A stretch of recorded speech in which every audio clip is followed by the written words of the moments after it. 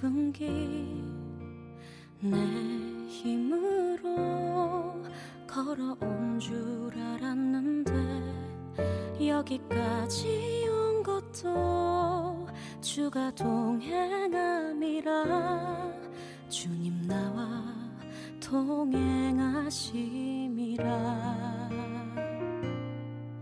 때론 험한 길에서 폭풍우를 만나고 때론 가시밭길에서 고난을 당하나 주님 동행하시니 나는 두려움 없네.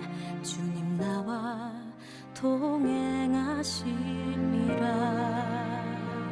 할렐루야 주 동행하시네.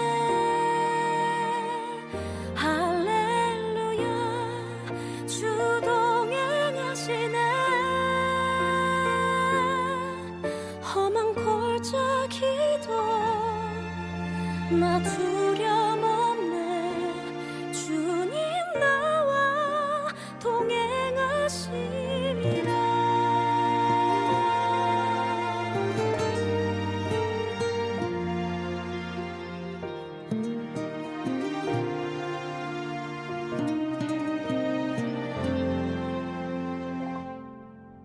때론 험한 길에서 폭풍우를 만나고 때론 가시밭길에서 고난을 당하나 주님 동행하시니 나는 두려움 없네.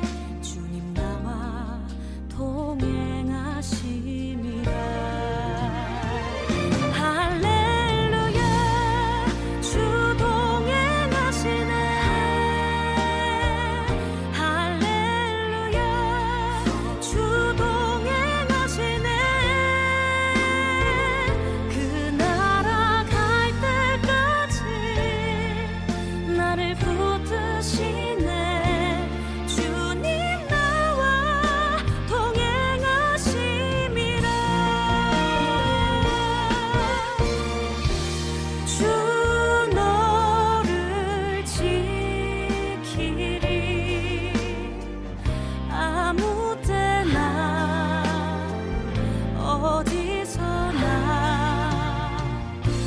주 너를 지키리.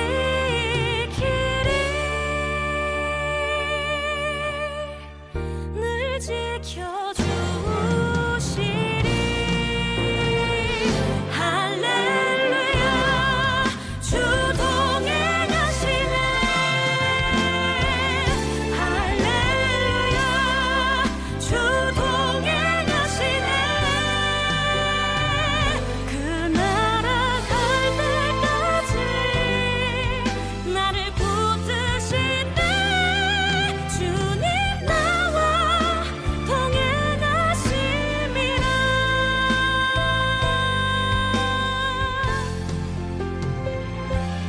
주님 나와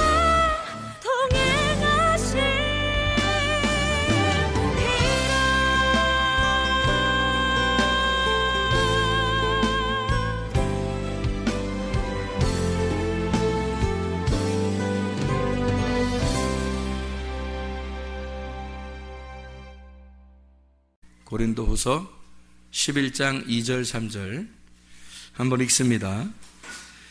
내가 하나님의 열심으로 너희를 위하여 열심을 내노니 내가 너희를 정결한 처녀로 한 남편인 그리스도께 드리려고 중매함이로다. 그러나 나는 뱀이 그 간계로 하와를 미혹한 것 같이 너희 마음이 그리스도를 향하는 진실함과 깨끗함에서 떠나 부패할까 두려워하노라. 다시 읽습니다. 고린도서 11장 2절 3절 말씀. 내가 하나님의 열심으로 너희를 위하여 열심을 내노니 내가 너희를 정결한 처녀로 한 남편인 그리스도께 드리려고 중매함이로다. 그러나 나는 뱀이 그 간계로 하와를 미혹한 것 같이 너희 마음이 그리스도를 향하는 진실함과 깨끗함에서 떠나 부패할까 두려워하니라. 아멘. 그 결혼하는 목적이 뭐죠? 결혼하는 목적이 뭔 것 같아요? 결혼을 왜 하는가 하면 결혼을 왜 하는가 그 목적, 그 이유, 결혼의 이유. 정욕적으로 이렇게 만나가지고 그냥 얼렁뚱땅 하다 보니까 이렇게 결혼 생활이 벌써 몇 년 훅 지나가고 뭐 그렇게 뭐 계획을 갖고 그러니까 뭐 알고 결혼하는 게 좋을 것 같아요. 사람들이 모르는 사람들이 좀 알고 결혼하면 좋겠. 결혼한 사람들이 생각할 때 결혼 안 한 사람들은 좀 뭔가 알고서 결혼했으면 좋겠다. 그런 교육도 필요하겠구나. 이런 생각도 아마 할 거예요. 뼈저리게. 그런데 결혼하는 건 뭐 모르고 다 결혼해요. 알 때 되면 벌써 죽을 때 된 거란 말이에요. 철 들으면 뭐 죽는다 뭐 이런 얘기도 있잖아요. 그러니까 철 안 들게 자꾸 노력을 해줘야 된다는 거죠. 오래 살게 하려면. 어쨌든 결혼한다는 어떤 이유, 목적이 있어야 되는 거예요. 그 목적이 뭐냐면 결혼한다고 하는 게 뭘 것 같아요? 결혼한다는 게 왜 이유가 자손 번식이죠. 자손 번식. 자손 번식이라는 게 뭐예요? 자손 번식이라는 게 자손을 낳는 거예요. 자손을 낳아서 자기도 족보에 기록이 돼서 이름을 남기는 게 그 자손을 번식해야지만이 그게 가능한 거거든요. 그래서 자손 번식이 이유가 돼요. 결혼의 이유. 성경에서 말하는 결혼의 이유. 성경에서 말하는 결혼의 이유예요. 자손을 번식하는 거. 그거보다 더 중요한 게 있을까? 혹시? 그거보다 더 중요한 게 있을까? 자손을 번식하는 것보다 더 중요하다 뭐 덜 중요하다 그런 건 아닌데 결혼하는 이유를 성경적으로 다른 의미로 잡는다면 저는 이렇게 이야기를 하고 싶어요. 결혼이라고 하는 건 동행이다. 이렇게 동행한다. 그래서 동행하는 것이 결혼의 이유, 목적이다 하는 거예요. 사람들이 아기를 낳을 수도 있고 아기를 못 낳을 수도 있잖아요. 그런데 아기를 낳는 사람이나 못 낳는 사람이나 아기를 낳으면 자손이 번식돼서 뭐 열매를 맺었다는 것으로 뭐 이유가 되겠지만 아기를 못 낳는 사람들도 있잖아요. 그렇다고 해서 이 사람들을 뭐 하나님의 버린 카드라 이렇게 말하기는 어렵잖아요. 아기를 못 낳았어도 그 사람들에게 결혼할 수 있는 이유가 있어야 되죠. 그러면 그 이유, 남편과 아내가 함께 둘이 동행하는 겁니다. 동행하는 거. 그러니까 예수 그리스도를 우리가 신랑 되신 예수님을 우리가 신부가 만나요. 만나면 성경에서는 뭐 해야 된다고 그래요? 동행한다 그래요. 동행한다. 그러니까 예수님과 함께 계속 같이 동행한다. 이거를 결혼 생활이라 그렇게 말하는 겁니다. 그래서 에녹이라고 하는 사람 아시죠? 에녹이라는 사람은 하나님과 어떻게 했어요? 동행하셨다. 그래서 동행했다. 그래서 하나님이 이 땅에 있지 못하게 하나님이 데리고 가신 거죠. 동행하다 보니까 주님과 동행하니까 이 땅에서 동행하니까 하늘나라로 데려가더라는 거예요. 그러니까 이 땅에서 동행한다는 것은 에녹이라는 사람이 하나님과 동행했다고 하는 건 누구하고 동행했다는 말이에요? 뭐하고 동행했다는 거예요? 말씀하고 동행했다는 거죠. 말씀하고 동행했다는 말은 다른 말로 뭐와 동행했다. 뭐와 함께 있다. 말씀은 뭐다? 말씀은 영이잖아요. 그러니까 에녹은 사람인데 영하고 함께 있으니까 그 영이 데리고 간단 말이에요. 그러니까 영의 사람이 됐다는 얘기죠. 그러니까 에녹은 원래 사람인데 영이라는 말씀과 동행하니까 그 말씀이라는 영이 에녹을 데리고 간 거죠. 그죠? 그러니까 말씀이라는 영이 데리고 가니까 이 땅에서도 말씀이라는 영이 함께 동행하잖아요. 동행하니까 에녹은 이 땅의 사람이 아니란 말이에요. 땅의 사람이 아니고 말씀의 사람이라는 거죠. 그러니까 이것을 영이라는 말씀이 데리고 가니까 그러면 땅의 사람이 아니니까 하늘로 올라가는 거예요. 땅과 다른 하늘로 올라갔다 이렇게 말하는 거죠. 에녹이라는 사람을. 그래서 결혼이라고 하는 게 우리가 씨를 퍼뜨린다라는 의미가 우리에게는 큰 의미예요. 결혼이라고 하는 성경적인 결혼의 의미는 씨를 퍼뜨린다, 열매를 맺는다. 이것이 굉장히 큰 의미인데 그거와 맞먹게 큰 의미가 뭐냐면 하나님과 동행하는 겁니다. 그 신랑과 동행하는 거죠. 그게 결혼의 이유가 된다. 그래서 하나님과 동행하고 있습니까? 그 말은 다른 말로 뭐라고 할 수 있겠어요? 하나님과 동행하고 있습니까? 하나님과 동행하고 있습니다. 그 말은 하나님과 결혼했습니까? 하나님과 결혼하시고 같이 살고 있습니까? 라는 얘기가 되겠죠. 그거죠. 그래서 하나님의 아들이 우리의 신랑 되셔서 그분과 내가 동행하고 있으면 결혼 생활에 들어갔단 말이에요. 결혼 생활에 들어가고 그와 함께 지금 동행하고 있는가? 결혼 생활하고 있는가라고 이야기할 수가 있다는 얘기입니다. 고린도서 11장 2절 3절에 열심으로 너희를 위하여 열심을 내는데 중매한대요. 남편인 그리스도에게 우리를 중매한대요. 그러니까 뭘 시키겠다는 거예요? 중매해서 결혼시키겠다는 거예요. 결혼시켜서 그 결혼시켜가지고 함께 살게 하려고 하는데 3절에 보니까 뱀이 나는 너희들을 예수 신랑에게 결혼시켜서 함께 살게 하려고 동행하게 하려고 했는데 이 뱀이 하와를 꼬셔가지고 이렇게 진실함과 깨끗함에서 떠나가지고 부패하게 만들었으니까 너희들도 그렇게 뱀이 와서 꼬여가지고 너희들을 부패할까 두렵다 하는 거죠. 그러면 여기서 예수님하고 신랑인 예수님하고 결혼을 시켜가지고 이렇게 살게 하는 것은 뭐를 의미하는 거고 하와라는 사람을 여기 뱀이 와서 하와를 꼬셔가지고 부패하게 만드는 것은 뭐를 의미하는 걸까? 예수님하고 이렇게 결혼하는 것은 뭐를 의미하는 거겠어요? 뱀이 와서 하와를 꼬여가지고 깨끗함과 진실함에서 떠나서 부패하게 한 거니까 우리 아까 낮에 성경 공부할 때 같이 이야기 나눈 게 있어요. 부패하게 하고 타락하게 됐다. 이스라엘 백성이 부패하고 타락했다. 그 뭐를 의미한다 그랬어요? 말씀에 대한 변질을 의미한다 그랬죠. 말씀에 대한 변질에 대해서 이야기하는 거예요. 그러니까 하와를 뱀이 꼬셨다라고 하는 건 꼬셔서 뭐 먹었죠? 선악과 먹은 거예요. 그 선악과 먹은 게 그럼 선악과가 어딨냐, 선악과 어떻게 생겼냐, 이렇게 그걸 연구할 필요는 없어요. 그게 바로 뭐냐면 말씀인데 말씀에 변질된 내가 섞여 있는 말씀이란 말이에요. 내가 섞여 있는 말씀. 그러니까 뱀이 꼬여가지고 말씀이 자체가 잘못된 것, 선악과 자체가 잘못된 게 아니고 이것을 먹음으로써 변질된 내 탐욕이 들어간 말씀이 되어버린 거란 말이에요. 그러니까 나의 욕심이 함께 들어간 말씀이 됐죠. 선악과를 보니까 먹음직스럽고 보암직스럽고 탐스럽단 말이에요. 그래서 그걸 갖다가 먹은 거죠. 그러면 뭘 먹은 거예요? 나를 먹은 거죠. 내가 탐스럽게 보이고 저게 먹음직스럽게 보이고 이렇게 보암직스럽게 보이니까 그거를 내가 먹었으니까 결국 내가 내 마음을 거기에 담아서 이걸 먹어버린 거 아니에요. 그래서 선악과를 먹은 것이 너의 탐욕이죠. 너의 탐심, 너의 마음이 거기 들어가 있다는 거예요. 그게 선악과죠.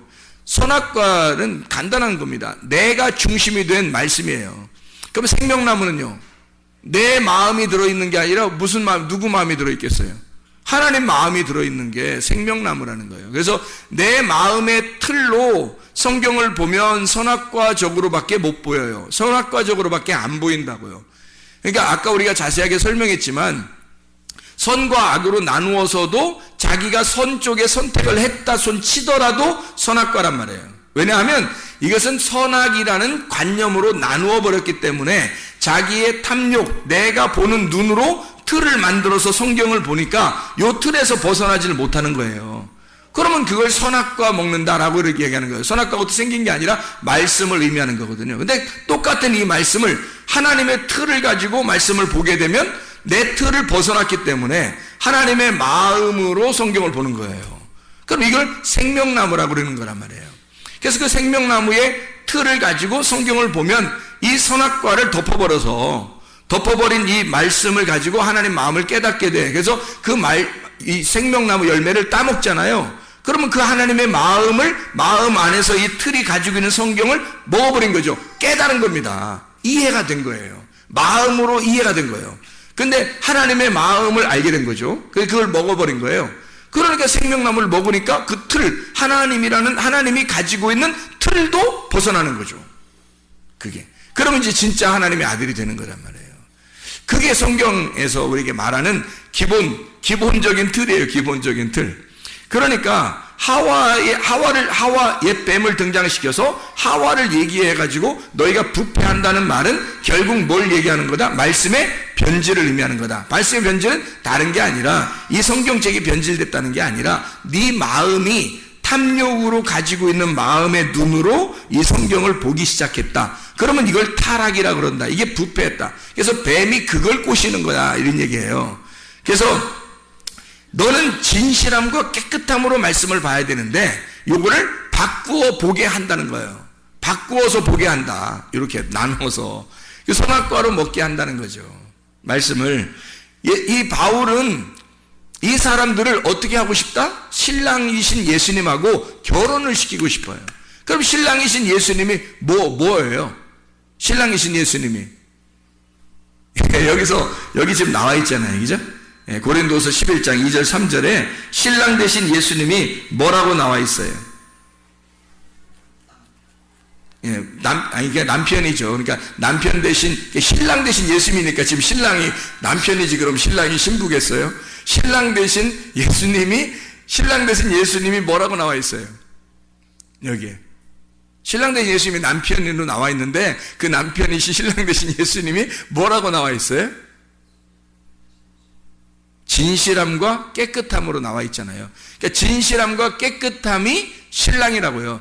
그러니까 여기서 자 보세요. 진실함과 깨끗함에서 네가 떠나니까 부패하잖아요. 타락하잖아요. 누가 왔어요? 옛뱀, 하와를 꼬시는 옛뱀이 왕고인 거죠. 그죠? 그러니까 말씀을 놓고 가운데 말씀을 놓고 진실함과 깨끗함의 말씀이라는 게 있단 말이에요. 진실함과 깨끗함의 말씀이 있는데 옛뱀이 와가지고 이 세상에 요거를 진실함과 깨끗함에서 떠나게 만드는 거예요. 그러면 내가 마음이 담겨서 내 마음이 담겨서 내 틀을 가지고 요걸 빼내서 이거 성경을 보기 시작하는 거예요. 그러면은 부패하게 되는 거란 말이죠. 근데 너는 어떻게 봐야 돼? 신랑 되신 예수님이라는 진실함과 깨끗함으로 성경을 봐야 된다는 거죠. 그죠? 신랑 되신 예수님하고 진실함과 깨끗함으로 성경을 본다는 말은 다른 말로 말하면 뭐가 될까요? 신랑 되신 예수님하고 동행한다는 얘기가 되는 거예요. 다른 말로 동행은 뭐라고 할까요? 결혼이라고. 신랑 되신 예수님하고 결혼했다. 그 말은 뭐라고요? 진실함과 깨끗함으로 결혼했다는 거예요. 진실함과 깨끗함이 뭔데? 말씀. 그래서 말씀이신 신랑 되신 예수님, 그분이 진실함과 깨끗함이고 거기에서 너가 포함되면 부패해버린다는 거죠. 네가 포함되면 네 마음이 거기에 들어가 버리면 자 성경 말씀 자체는 잘못된 게 아니에요. 근데 내 마음으로 성경을 보면 이건 타락해버린다는 거죠. 내 마음으로 성경을 보면 그러니까 내 틀을 가지고 벗어나지 못하고 성경을 보는 것 자체가 하나님을 모르는 거잖아요. 하나님을 모르는 게 뭐냐면 죄예요. 죄라는 건 관역에서 멀어졌다는 얘기예요. 관역에서. 그러니까 하나님의 원래 의미에서 벗어났다는 얘기입니다. 그러니까 그 죄에서 의롭게 되려면 그 벗어난 데서 돌아와야 되는 거예요. 하나님하고 가까워졌다. 그러면 하나님과 동행한다는 말은 뭐예요? 아까 뭐라 했어요? 하나님과 동행한다는 말은 결혼이라 그랬잖아요. 그러면 관역으로 딱 들어왔다 그러면 하나님과 동행하는 거고 동행한다는 말은 같이 있다는 얘기잖아요. 같이 함께 있다는 얘기잖아요. 그러니까 여기서 이 관역에서 벗어나면 죄고 여기서 관역으로 다시 돌아오게 되면 동행하는 거죠. 동행하면 이걸 뭐라고요? 결혼이라고. 그래서 관역으로 다시 돌아오면 결혼했다는 얘기예요. 관역으로 돌아오면 결혼을. 그러면 예수님하고 결혼했는데 우리가 결혼한다는 말은 지금 뭐예요? 뭐하고 결혼했다는 거예요? 말씀. 어떤 말씀? 진실함과 깨끗함이라는 말씀. 그분이 누구라고? 우리의 신랑 되신 예수님이라고. 그 예수님에게서 네 마음이 너의 프레임, 너의 그 틀이 여기에 딱 껴 맞춰지면 이게 벗어나는 거라고 이게. 네 마음으로 이걸 잡아당기는 거라고요. 그래서 여기에 있는 관역에서 벗어나게 된다고요. 왜? 네 마음이 들어갔잖아요. 네 마음이 들어갔으니까 네 마음 아니고 하나님 마음으로 봐야 되잖아. 그럼 하나님 마음 안으로 들어가면 동행, 하나님 마음 안으로 들어가면 의로움, 하나님 마음 안으로 들어가면 그걸 결혼이라 그러네. 그리고 그 하나님 마음 안으로 들어가면 결합되었다, 하나가 되었다라는 말이고, 그럼 의로움이라. 근데 여기서 하나님의 마음에서 벗어나면 두 마음이 된 거고, 네 마음이 같이 있으니까 이게 두 마음이고, 그래서 벗어나면 죄, 결혼해서 벗어났다. 떨어져 나왔다 이 말이에요. 결혼해서 떨어져 나왔다. 그러니까 하나님하고 결혼해야 동행하는 건데 함께 있지 않다. 그러니까 결혼해서 벗어난 거죠. 무슨 말인지 알겠죠? 그래서 널 중매해서 결혼시키려고 하는데, 그 말은 다른 말로 말하면 뭐예요? 관역 안으로 집어넣으려고 하는데, 너를 의롭게 하려고 하는데, 너를 관역 안으로 집어넣어서 말씀을 하나님의 마음 안으로 집어넣으려고 하는데, 마귀가 와가지고 널 어떻게 한다? 하나님의 마음에서 벗어나게 만들려고 한다. 하나님의 마음에서 떨어져 나오게 하려고 한다. 한마디로 말하면 죄를 짓게 만든다는 거예요. 어떤 이런 죄를 짓는 게 아니에요, 여러분. 성경의 하마르티아는 죄를 짓는 게 아니라 관역에서 벗어나고 빗나갔다는 뜻이에요. 그러니까 여기 가운데 들어가면 결혼이고 하나님과 동행하는 거고, 그걸 의로움이라고 그러고 그걸 결혼이라 그러는 거예요. 에녹이라는 사람이 하나님과 동행했더라. 그 말은 말씀과 하나가 되었더라 그 말이에요. 말씀과 하나가 돼서 말씀과 같이 걸어가고 있더라는 거예요. 그게 동행. 한마디로 말하면 그 말씀하고 에녹이 결혼했더라 그 말이에요. 그래서 그렇게 살고 있더라. 그러니까 그가 계속 아기를 낳는 것도 진리의 말씀을 열매로 낳는 거죠. 그런데 여기서 벗어나게 되잖아요. 그러면 내 마음이 들어가 있는 거예요. 그러니까 모든 사람들은 노아 시대 때나 에녹 시대 때나 모든 사람들은 다 어떻게 돼 있냐면 말씀에서 벗어난 자, 동행하지 않는 자들이었다는 얘기예요. 그래서 멸망당하는 겁니다. 그 부패하는 게 간단한 거예요. 말씀에서 벗어나는 거를 진리의 말씀, 진실함과 깨끗함에서 벗어나니까 거짓이 되는 거예요. 진실함에 반대니까 거짓이 된 거고, 깨끗함에서 벗어나니까 더러움이 되는 거란 말이에요. 그러니까 말씀 자체가 진실함과 깨끗함이라는 신랑인데, 여기서 벗어나니까 더러움이라고 하는 것과 거짓의 말씀으로 네가 살고 있다라는 얘기예요. 그러면 이 말씀이 뭐 거짓말처럼 치고 있어, 뭐 오른쪽으로 가야 되는데 왼쪽 가라고 하고, 뭐 전봇대 돌아가면 어느 집이 있다고 그러는데 전봇대 돌아가면 집이 없어, 뭐 이런 식으로 거짓말 치고, 이런 거짓말이 아니라는 얘기죠. 그런 게 아니라 말씀에서 벗어났다는 얘기예요. 말씀에서 벗어났다. 여기 들어가면, 요 말씀에 관역 안에 들어가면 깨끗함과 진실함이 있다. 거기서 벗어나면 더러움과 거짓이 있는 것이다. 여기에. 그래서 죄는 벗어난 거고, 관역 안으로 들어가면 의로움이고 결혼이고 이렇게 되는 거죠. 바울은 여기서 이 교회 사람들에게 내가 너희들을 중매해서 예수 그리스도와 결혼시키려고 하는데, 혹시 마귀가 와가지고 너희를 빼내서 밖으로 벗어나게 할 수도 있겠다. 그거 조심해야 된다. 그래서 너희가 그렇게 해서 부패할까봐 내가 참 힘들다. 이렇게 얘기를 하는 거죠. 두렵다. 자, 결혼하는 목적이 자손 번식이죠. 이게 결혼하는 목적 자체가 자손 번식, 다른 말로 말하면 씨를 퍼뜨리는 겁니다. 씨를 퍼뜨리는 게 결혼의 목적이 되는 거예요. 남자들만 그런 목적을 가지고 있는 게 아니고, 여자를 통해서, 남자가 여자를 통해서 씨를 번식하는 것이 이제 그들의 결혼의 목적이 되는 겁니다. 그래서 성경에는 씨 뿌림이라는 게 나오는 겁니다. 씨 뿌린다. 그 마태복음 13장에 보면 그 씨를 뿌리는 자가 나오죠. 씨를 뿌리는 자. 그리고 또 씨를 뿌리는 자가 한 명이 나오는 게 아니라 둘이 나와요. 이 씨를 뿌리는 자가. 공교롭게도 어떻게 둘이 나오냐면 마태복음 13장에 보면 씨 뿌리는 자가 나오는데, 이 씨 뿌리는 자가 13장에 24절부터 24절부터 30절까지 말씀에 씨를 뿌리는데, 좋은 씨를 뿌리는데요. 천국은 좋은 씨를 뿌리는데, 밭이 여기다 원수가 가라지를 덧뿌린대요. 좋은 씨를 뿌리는 데다가 원수가 가라지를 덧뿌린대요. 24절부터 30절까지 말씀에. 그죠? 그랬더니 둘이 그냥 함께 자라나도록 그냥 둬라 그랬잖아요. 둘이 그냥 함께 자라나도록 둬라. 그러니까 완전히 이거는 이제 어떻게 보면 교회 안에서 자기 마음에 들고 착하고 괜찮은 사람은 그냥 두고 아닌 사람은 좀 뽑아냈으면 좋겠다, 이렇게 생각하는 사람들의 생각에 예수님이 아니다. 그런 사람들도 그냥 이렇게 둬라. 이런 말씀처럼 여겨지잖아요. 예수님이 사랑이 많으셔서 그런 것처럼 여겨지잖아요. 근데 여기에 그 씨라고 하는 게 있잖아요. 여기서 씨를 뿌리는 자가 둘이 나와요. 하나는 그 씨 뿌린 자가 인자가 나오고요. 인자. 그죠? 인자가 씨를 뿌립니다. 그런데 그 인자가 씨를 뿌리고 또 누가 씨를 뿌리냐면 악한 자가 씨를 뿌린다. 여기 또 한번 보죠. 36절부터 43절까지의 말씀에 보면 가라지 비유를 설명을 하죠. 가라지 비유 설명하죠. 여기 13장에 여기 보니까 37절에 뭐라고 되어 있어요? 좋은 씨를 뿌리는 자가 누구예요? 인자예요. 인자 좀 말 좀 해볼까? 인자가 인자가 누구예요? 예수님을 말하는 거죠. 그러니까 인자라는 원래 뜻은 어떤 뜻이에요? 인자 한번 얘기해 볼까요? 인자가 어떤 뜻이에요?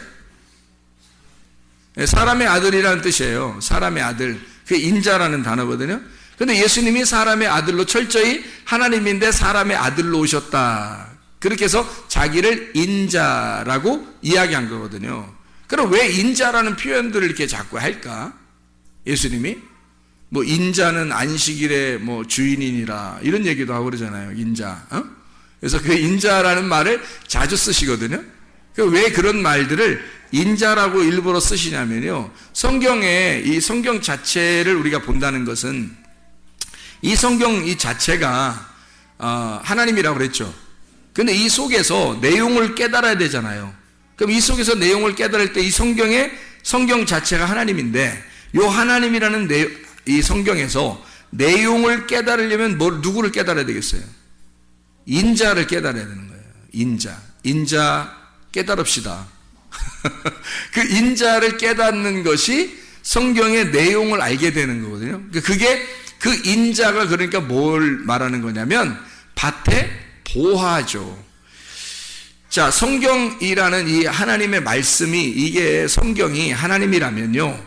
이 밭이라고 하는 게 성경이죠. 성경이 밭이에요. 그러면 그 안에 밭이 중요한 게 아니라 그 속에 보화가 중요한 거란 말이에요. 그죠? 그 밭에 보화가 중요해서 그 보화를 캐낼 줄 알아야 돼요. 보화를 발견할 줄 알아야 된다는 거죠. 그러면 여기 있는 이 성경이라는 하나님 안에서 인자라는 예수님을 발견해내지 못하면 천국을 발견할 수가 없는 거죠. 그래서 인자라고 하는 천국을 발견해야 된다. 그래서 좋은 씨를 뿌리는 자가 인자요 이렇게 돼 있죠. 악한 씨를 뿌리는 자는요.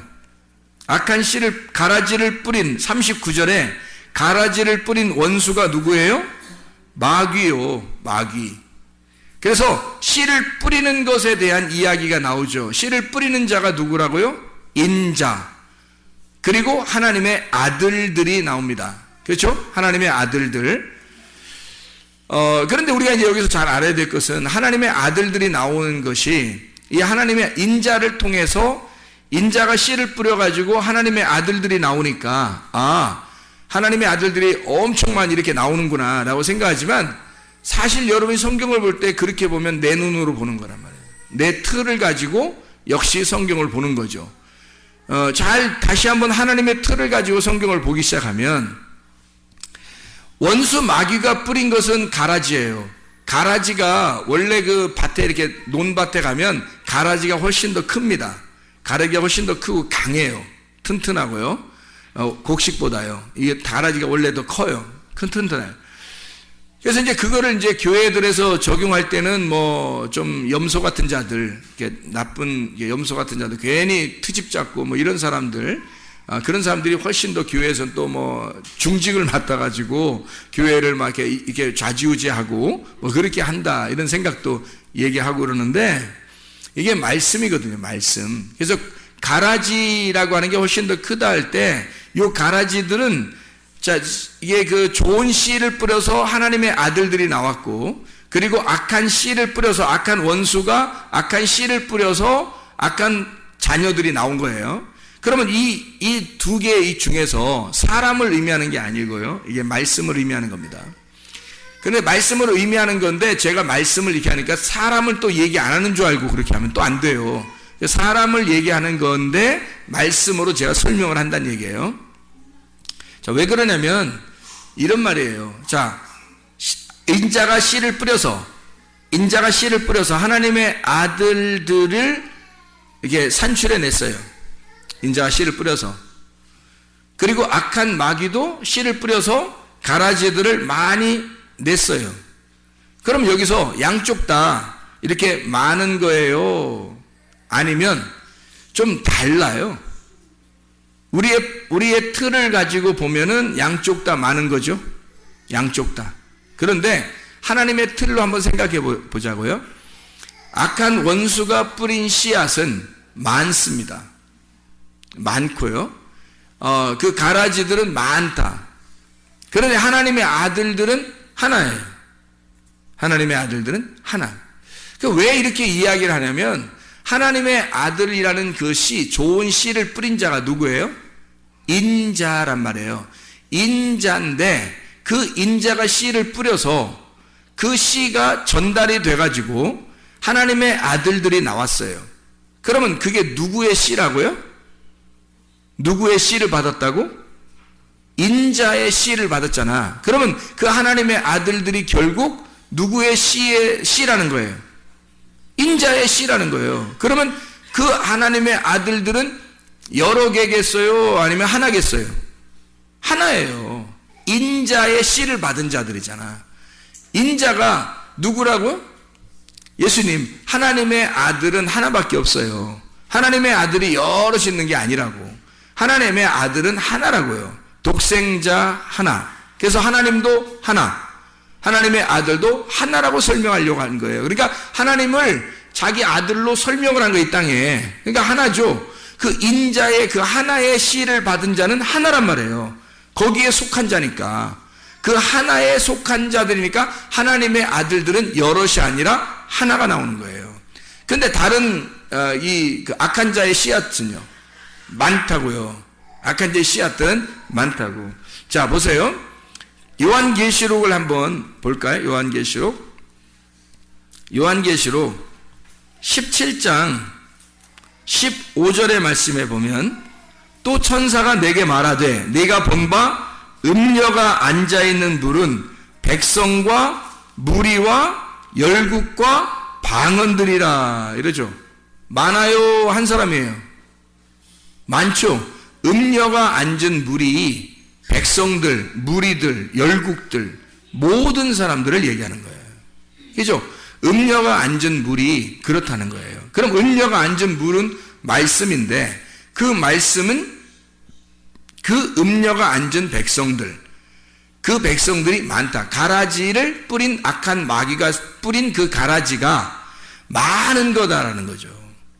하나님은 영도 하나고 침례도 하나고 하나님도 한 분이시고 교회도 하나고 그리스도의 몸도 하나예요. 다 하나로 설명하거든요. 그래서 진실함과 깨끗함인 겁니다. 진리라고 하는 건 하나여야 되거든요. 그리고 깨끗함도 하나여야 되는 거예요. 그래서 우리가 마지막 요한계시록에 세마포를 입을 때 색깔이 있는 옷을 입어요? 아니면 색깔 없는 옷을 입어요? 색깔 없는 옷을 입는 거예요. 무교병, 뭐가 섞이지 않은 무교병, 깨끗한, 아무것도 섞이지 않은 하나, 단순한, 깨끗하고 순진한 그런 말씀을 얘기하는 거예요. 하나죠, 하나. 그게. 그래서 인자를 설명할 때 성경 구약에서 보면 여러 선지자들이 나와요. 그렇죠? 여러분이 아는 선지자들 누구 나와요?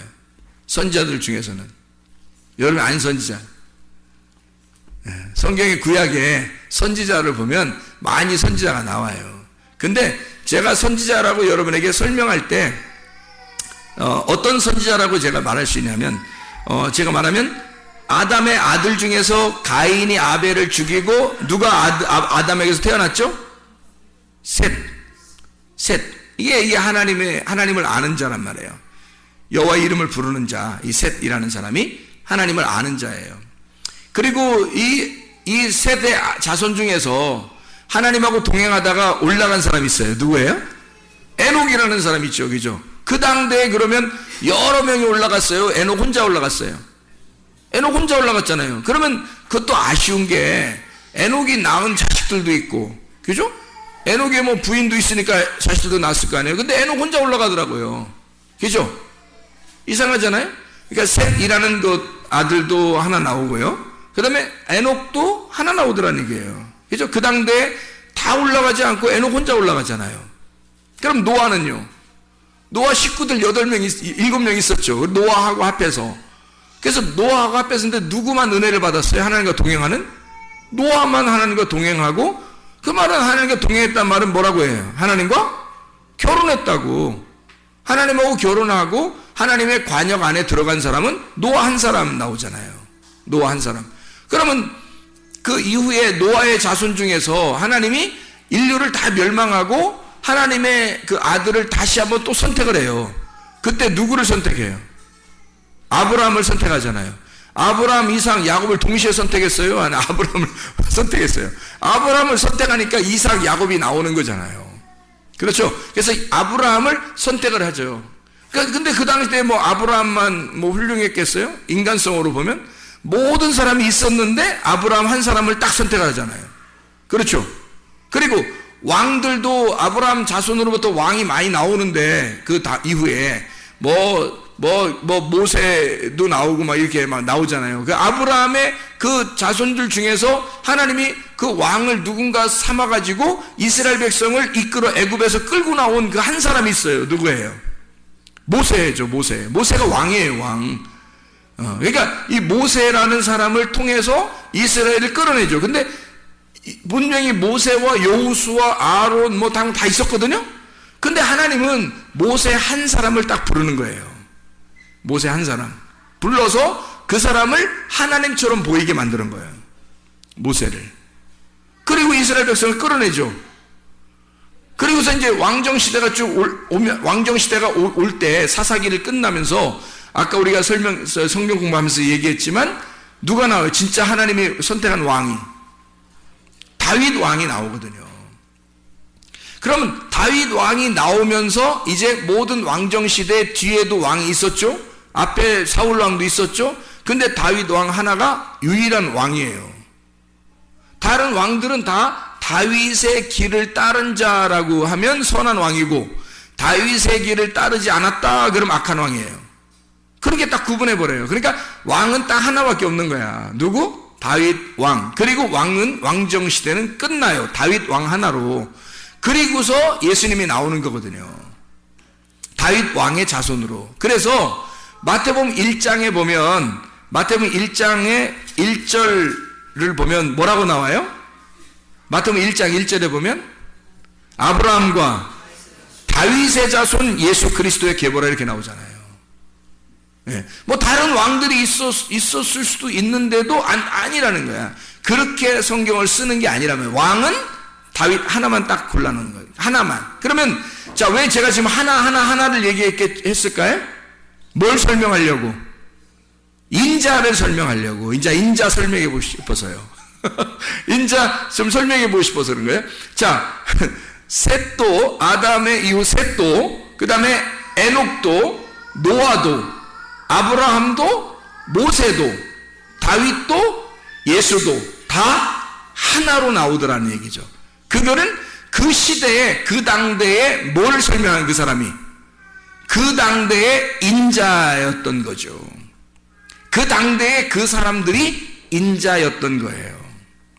그러니까 그 사람들은 하나님이 자기를 이 하나님의 그 프레임 속에서 자기를 이 사람이 살게 함으로써 아브라함이 아브라함의 인생을 살게 하고, 다윗이 다윗의 인생을 살게 하고, 노아가 노아의 인생을 살게 하면서 앞으로 나올 예수 인자를 그들이 살게 하는 거예요. 그래서 인자의 삶을 그들이 삶으로써 인자를 보여주는 거죠.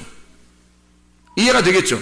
그래서 인자는 항상 둘이었다 하나였다. 그래서 인자라는 하나의 씨를 받은 그의 씨를 받은 자를 인자라 하는 거란 말이에요. 그러니까 당연히 하나님의 아들들은 하나겠어요? 여럿이겠어요? 하나가 맞죠. 그리고 교회에 이제 여러 사람이 모였어요. 그럼 하나님의 말씀을 딱 받았네요. 그러면 진리의 말씀, 진실함과 깨끗함의 말씀을 받았어, 어떤 사람이. 근데 저쪽 사람도 진실함과 깨끗한 말씀을 받았어요. 그러면 저 사람과 이쪽 사람은 둘이에요, 하나예요? 하나라는 거죠. 왜? 한 말씀을 받은 거니까. 그에게 한 말씀이 들어간 거니까. 다시 말하면 인자의 씨가 들어간 거죠. 인자의 씨가 들어가니까 그가 하나인 거지. 그래서 하나님의 아들들은 여럿이 아니라 하나인 거라. 그래서 하나님의 아들을 처음 창세기부터 요한계시록까지 하나님의 아들은 하나밖에 없는 거란 말이죠. 이해가 되겠습니까? 예. 그리고 악한 자들은요, 백성들과 열국들과 무리들과 수많은 사람들, 그 많은 각자의 말을 가진 자들, 그 각자의 프레임 속에 자기를 집어넣어 자기의 틀을 가진 성경을 믿는 자들이란 말이에요. 자기의 틀을 가지고 성경을 믿는 그 사람들, 자기 틀이 안 깨진 거예요. 자기 틀이 안 깨진 그 수많은 백성들 위에 음녀가 앉아있다는 거죠. 그러면 밑에 있는 그 사람들은 다 뭐예요? 음녀들이 되는 거란 말이에요. 그래서 음녀들의 큰 어미와 같은 자가 큰 바벨론, 그 혼합된 말씀을 가진 자 바벨론이란 말이에요. 그게 음녀라는 거죠. 그러니까 진실함과 깨끗함의 그 말씀을 가진 구원이라는 게요. 구원이라는 게 예수님을 만나 씨를 받으면 구원받는 거예요. 그러니까 난자가 정자를 만나서 이렇게 둘이 인사하잖아요. 그러면 이게 구원이에요. 성경에서 말하는 씨를 만나는 거거든요. 만남이에요, 만남. 이 밭의 종류에 따라서 씨가 들어가는데 밭의 종류가 4종류예요. 길가밭, 가시밭, 돌짝밭, 좋은 밭. 좋은 밭에서만 씨가 열매를 맺어요. 그러니까 문제는 씨에 있었던 게 아니라 밭에 있는 거죠. 문제는 씨가 있는 게 아니에요. 밭에 있는 거란 말이에요. 그래서 밭에서 이 세 개의 나의 틀을 깨고 좋은 밭이 돼서 나를 풀어버리면 그게 씨가 들어가 씨가 스스로 일을 한다는 거죠. 씨가 스스로 일을 해서 그 씨가 열매를 맺는 거예요. 우리 밭에 들어와서 그거를 결혼을 통해서 사람들에게 설명하는 거예요. 이 하나님의 말씀을, 그 말씀이라는 씨를 설명하기 위해서 결혼을 시키는 거예요, 사람들을. 이 땅에서. 근데 결혼을 하고 자기가 결혼을 하는 것은 뭐 때문에 결혼하는 거라고요? 정욕으로 결혼하는 거라고. 그게 탐심이라고요. 그 탐심으로 결혼한 거니까 이 땅에 결혼한 모든 사람들은 다 뭐 먹은 거예요? 선악과 먹은 거라니까요. 선악과를 먹는 것이 결혼이었다고요. 여러분이 결혼하는 그 남편들 있잖아요. 또 아내들 만나잖아요. 그 여러분 이 땅에서 만난 모든 사람들은 다 선악과와 결혼한 거예요. 그러니 그 선악과가 자기를 심판할 수밖에 없는 거고, 그 심판하는 선악과가 그 정욕, 탐욕, 보암직, 먹음직, 탐스럽게 하는 선악과였구나. 나의 정욕, 탐심이라는 우상숭배, 이게 내가 다른 걸 만났었구나 라는 것을 하나님으로부터 우리 나왔는데, 원래 하나님이 우리를 만드셨는데, 우리가 결혼을 이 땅에 있는 사람과 결혼함으로써 이게 그와 하나가 되는, 정욕으로 하나가 되는 거란 말이에요. 그래서 여러분 다 알고 결혼한 사람이 없잖아요, 이 땅에. 모르고 결혼하는 거라고요. 모르고 결혼하는 게 성경적이고, 원래 알고 결혼해야지 성경적으로 했나요, 제가? 그건 제가 다르게 설명했잖아요. 왜냐면 무슨 말이냐면, 모르고 다 결혼해요. 그게 다 선악과라 결혼하는 거고, 그게 정욕이고 탐욕이란 말이에요. 여러분이 결혼한 거 다 모르고 결혼했죠? 우리보다 더 모르고 결혼한 사람들 얼마나, 인디안들이나 뭐 이런, 거기 아프리카나 이 정글이나 이런 데서 결혼하는 사람들 보세요. 진짜 알고 결혼하는 사람들, 완전 동물같이 결혼하잖아요. 그냥. 이 사람 저 사람 서로 이렇게 하고. 이게 결혼이 뭔지도 모르고 그냥 하는 거예요. 근데 우리가 성경을 통해서 보면 결혼이라는 게 굉장히 신성한 거란 말이에요. 그러니까 이 땅의 정욕적인 것으로 탐욕으로 결혼했는데 그게 음란이었단 말이에요. 여러분의 결혼은 다 음란입니다. 솔직히 음란 없이 결혼하는 사람이 누가 있어요? 다 음란으로 결혼해요. 선악과로 결혼하는 거라고. 이게 그게 정상이라고 했잖아요. 그게 정상이고, 이 결혼을 통해서 이제 뭐를 깨달아야 되는 거예요? 생명나무를 먹어야 되는 거라고. 생명나무를 깨달으러 가는 거예요, 여러분이. 그게 선악과 먹고서 그대로 죽어버리지 말라고. 그러니까 결혼한 것으로 이게 만족이, 이게 끝인 줄 알고 요거 선악과 먹고서 죽어버리면 그게 선악과라니까요. 여러분 이 땅에 결혼한 자체가 선악과라고 이게. 여기서 그 아내를 보고 남편을 보고 성경을 깨달아야 되는 거예요. 성경을 깨달아 이게 이런 식이었구나. 이게 말씀이라는 게 내 틀을 가지고 결혼했잖아요. 내 틀을 가지고 결혼한 것이 그게 선악과니까. 그게 정욕이니까. 여기서 벗어나면 하나님의 틀로 갈 거 아니에요. 하나님의 틀로 가는 것이 구원이에요. 생명나무란 말이에요. 거기가. 그쪽 생명나무로 가는 거예요. 말씀을 깨달으면 결혼이 이런 거였네. 와, 세상에 결혼이 이렇게 거룩한 것이었구나. 내가 뭣도 모르고 결혼했. 그래서 결혼한 사람이 후회 막심해야 되는 거예요. 원래. 3년 지나면 다 것 같다 하면서 후회하고 그러는 게 그 성경적이에요. 3일길을 간 거잖아. 3년을 지나서 3일길을 가고 보니까 1년은 1일이고 1일이 1년을 해서 3일길을 딱 가고 나니까 3년 지나니까 다 똑같더라 이거야. 응? 다 죄인이더라 이거야 이게. 그걸 깨닫고 내가 결혼한 것이 이게 뭐냐 도대체 막 이럴 때 그 자신의 그 자책감 속에 살을 때 그때 주님을 만나는 거예요. 말씀을 깨닫는 거예요. 그 말씀을 깨달으니까 이제 색다르게 보이는 거죠. 다르게 보이는 거야 이제. 그래서 생명나무의 열매를 먹고 결혼이 보이는 거예요 이제. 그러면 그때부터 알고 결혼 생활하는 거예요. 그러니 기독교인들은 결혼 생활이 점점 밋밋해지는 게 아니라, 결혼 생활에서 점점 재미없는 게 아니라, 기독교인들은 결혼 생활이 점점 재밌어야 되는 거예요. 생명나무 먹는 길을 알게 되니까 결혼을 통해서밖에 이해가 안 되거든 이게 성경이. 그러니까 이게 말씀을 깨달으면 깨달을수록 점점 더 막 확장되는 거죠. 자기 속에 채움이 있는 거예요. 이 결혼 생활이라는 게 얼굴 보는 게 아니에요. 이제 뭐 몸매도 보는 게 아니고 이제는 진짜 진의 속에 있는 내용을 보기 시작하는 거예요. 결혼에 대한 의미를 보기 시작하는 거고, 그러니까 그 남편과 아내가 점점 더 신기하게 보이는 거예요. 신비로운 거지 막 그냥. 그 비밀이라 그러잖아요. 그래서 결혼은 비밀이라. 그리스도와 교회를 만나는, 그리스도와 교회가 만나는, 신랑과 신부가 만나는 게 이게 비밀이라는 거예요. 그래서 처음에는 선악과 이 정욕으로 만나서, 탐심으로 만나서 우상숭배에 빠져버리는 거야. 그게 빠져버리는 게 그게 결혼이야. 이 땅에서 결혼하고 그 다음에 주님을 만나서 진짜 진리를 깨달아요. 그래서 생명나무의 열매를 먹고 영생하는 겁니다. 그게 구원이에요. 그래서 밭의 종류에 따라 씨가 상황이 달라져요. 4종류의 밭이 있죠. 그래서 이 밭이 있는데 이것이 좋은 밭이 될 때까지 이 3개의 밭을 제거하는 거거든요. 우리의 속에서 이 3개의 밭을 제거하고 좋은 밭으로 나가는 거예요. 그래서 이 좋은 밭이 옥토라고 하죠. 좋은 밭. 이 옥토에 가면 하나의 씨앗을 심어요. 하나의 씨가 심어져요.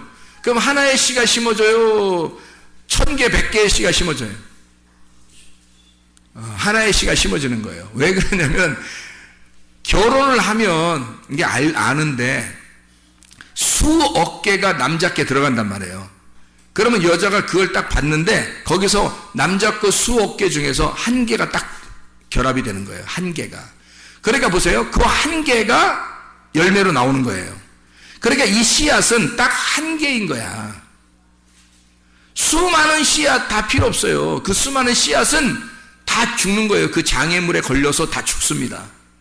그러니까 그 씨앗 하나가, 남자의 그 씨앗 하나가 여자한테 들어가잖아요. 들어가면은 그 거리가 있을 거 아니에요. 그 들어가서 이렇게 막 헤엄치면서 가는 그 거리가 있을 거 아니에요. 그 거리가 얼마 정도 될 것 같아요, 여러분? 뭐 과학적으로 누가 증명해 봤나요? 가는 그 거리가, 저기 총각은 듣기 싫어서 나가네, 저기 보니까.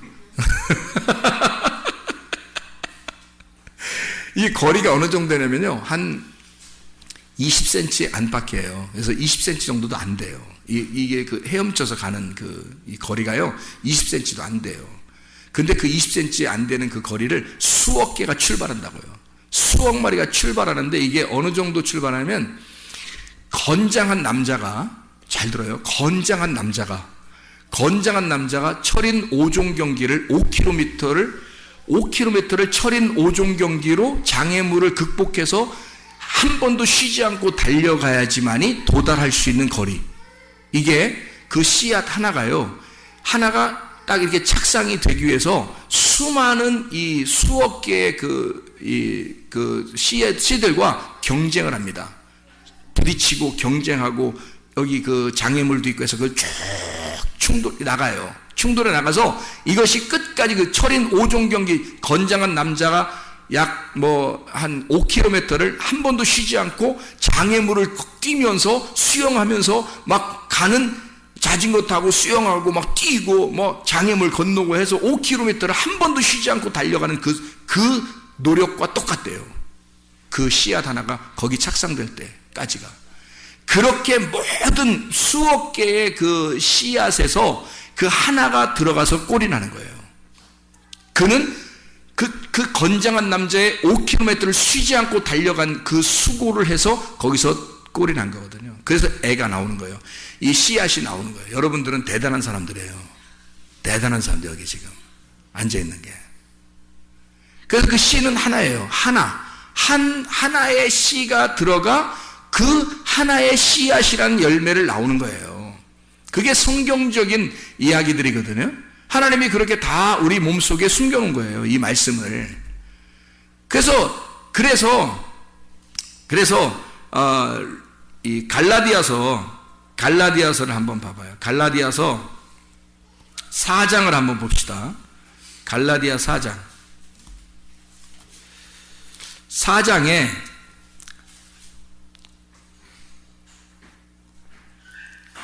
갈라디아서 4장 19절을 한번 봐봐요. 뭐라고 되어 있냐면 나의 자녀들아 너희 속에 그리스도의 형상을 이루기까지, 그리스도의 모양입니다. 그리스도의 형상을 이루기까지 다시 너희를 위하여 해산하는 수고를 한다 그랬거든요. 그 해산하는 수고, 그 해산하는 수고는 어마어마한 그 어려움, 그 고통을 통해서 아이가 출산되는 걸 설명하려고 하는 거예요. 그 하나의 아이가, 그 한 아들이 출산되는 것을 설명하는 거거든요. 그러니까 수많은 씨에서 하나의 씨앗이 열매를 맺는 것을 말하는 겁니다. 여러분에게 이렇게 설교를 많이 해요. 새벽에도 저녁에도 이렇게 설교를 계속 많이 하는데요. 여러분에게 정작 하나의 씨앗이 들어가기만 시작하면요, 여러분 옥토가 돼서 마음으로 그 말씀을 받기 시작하면요, 그 마음의 그 씨앗이 하나가 딱 열매를 맺어요. 착상을 해서. 그게 하나님의 아들로 나오는 거예요. 근데 그게 해산하는 수고를 한다는 거예요. 그 해산하는 고통의 수고를 통해서 나오는 거다.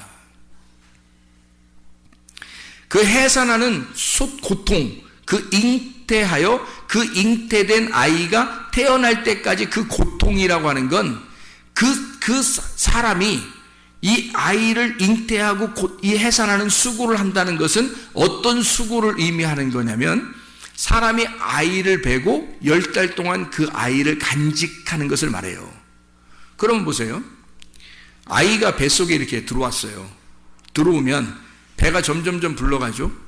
불러가는데 이 배에 있는 아이하고 자기하고 어떻게 된 거예요? 한 몸 안에 있는 거잖아요. 한 몸 안에. 그러니까 이 아이하고 엄마하고는 지금 같이 있는 거예요. 이렇게. 이게 잉태의 고통이고, 잉태하면 해산의 수고를 하는 거예요. 이것이 나올 때까지, 잉태에서 나올 때까지 그 수고를 한다는 거죠.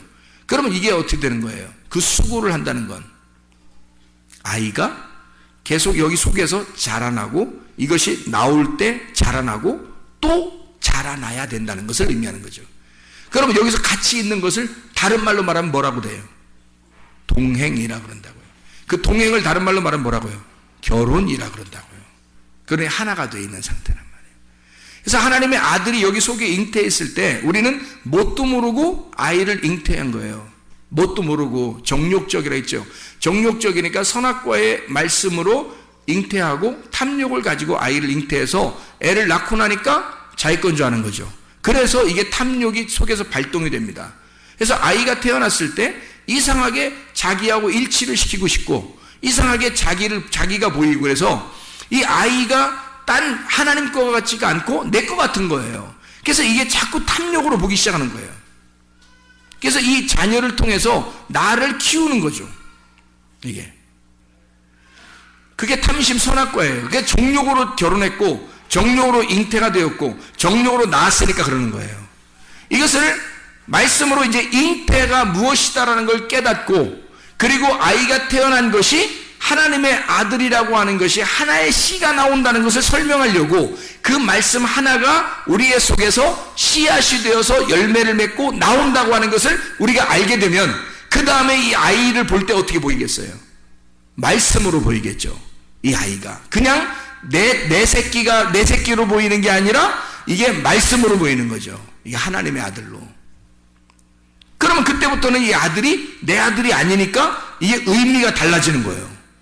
의미가 달라지고 나의 탐욕의 눈으로 보는 게 아니라 이제는 하나님의 눈으로 보기 시작하는, 틀이 바뀐 거죠. 이 프레임이 바뀐 거예요. 하나님의 눈으로 보는 거죠. 그러니까 처음에는 선악과로 먹는 게 맞아요. 근데 그 다음에 하나님의 말씀을 깨달으니까 어떻게 돼요? 생명나무의 열매를 먹게 되는 거죠. 그러니 자녀를 볼 때도 생명의 나무로 보는 거고요. 남편과 아내를 볼 때도 생명의 나무로 보기 시작하는 거란 말이에요. 어때요? 선악과에서 선악과를 먹는다는 얘기는 선악과와 동행한다는 얘기고 선악과와 결혼했다는 얘기예요.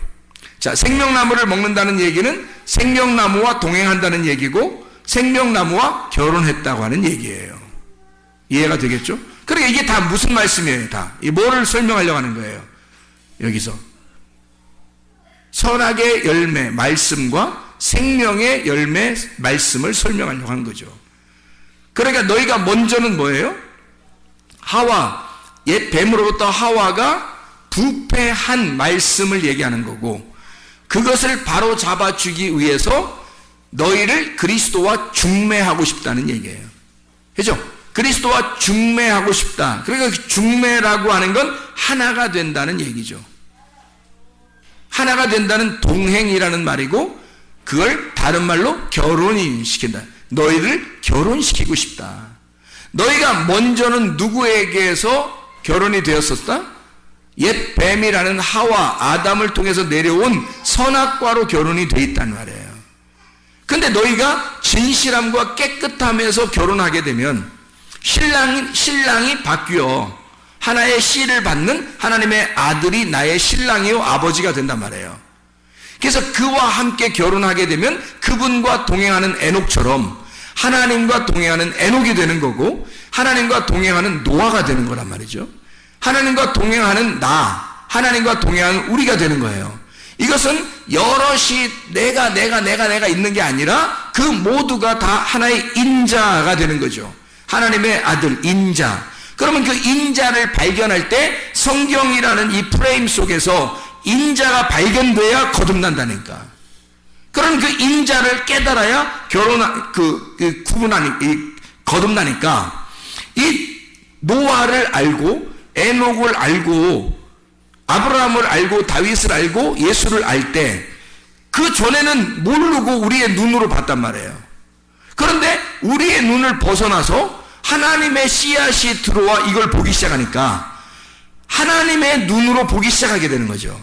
아, 인자가 옛날에 있었던 예수 그리스도, 그분이 인자라고 자기를 했던 건 구약에 있었던 이런 모든 하나님의 프레임 속에 있었던 사람들을 일컬어 예수가 집약적으로 자기를 인자라고 표현했구나.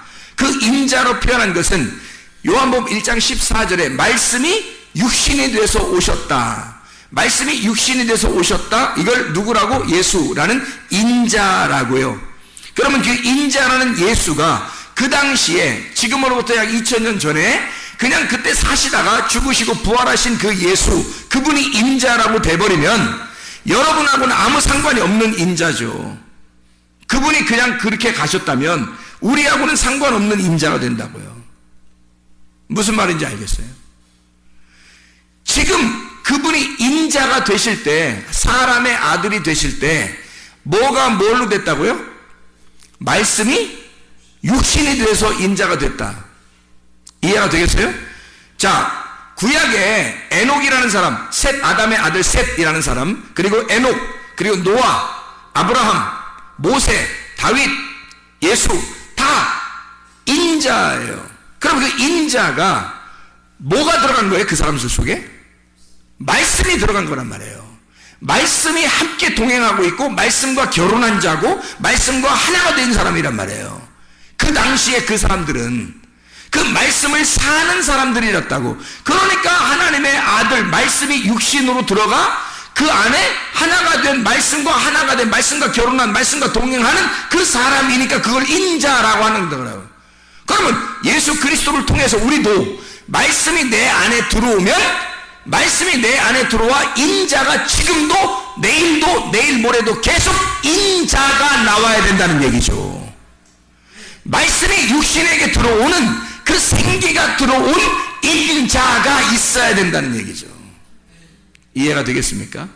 그러면 하나님의 아들이 그 인자니까 말씀이 내 속에 들어와 인자가 돼버리면 그 사람의 아들은 성경의 내용 안에 들어간 하나님의 아들이 된다는 얘기죠. 그게 말씀을 깨닫는 겁니다. 그래서 천국 가는 거예요. 거듭난다는 건 인자의 씨를 받아야 거듭나요. 다른 거는 거듭날 수 없다. 그래서 인자의 씨는 어떤 씨라고요? 진실함과 깨끗함이라는 씨라고요. 그게 성령의 말씀이고 진리의 말씀이라고 하는 거예요. 그거와 반대되는 건 더럽고 거짓인 말씀이라는 얘기예요. 그래서 거짓말하는 자들을 거짓 선자라 그러는 거고 더러운 것을 입은 자를 음녀라 그러는 거고요. 그들은 많은 씨를 가지고 있고 많은 열매를 가지고 있어요. 많은 백성들 위에 음녀가 앉아 있고요. 그런데 예수 그리스도는 하나의 씨를 가지고 있다고요. 하나님의 씨를 가져서 그 하나님의 씨, 하나의 씨라는 진리를 우리의 속에 심어놓기를 원한다고요. 그래서 우리는 여럿이 아니라 그 인자 안에 들어간 사람은 다 인자가 되어서 하나가 되는 거예요. 그래서 하나님의 아들은 하나인 거죠. 그 하나님의 아들인 하나가 천국인 거고요. 그 안에 우리가 속해서 살아가는 겁니다. 기도하겠습니다.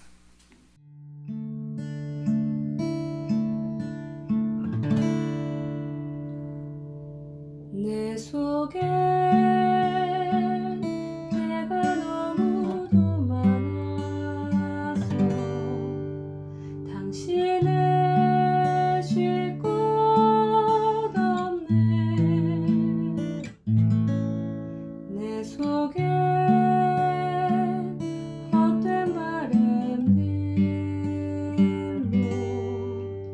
당신을 변할 곳 없네.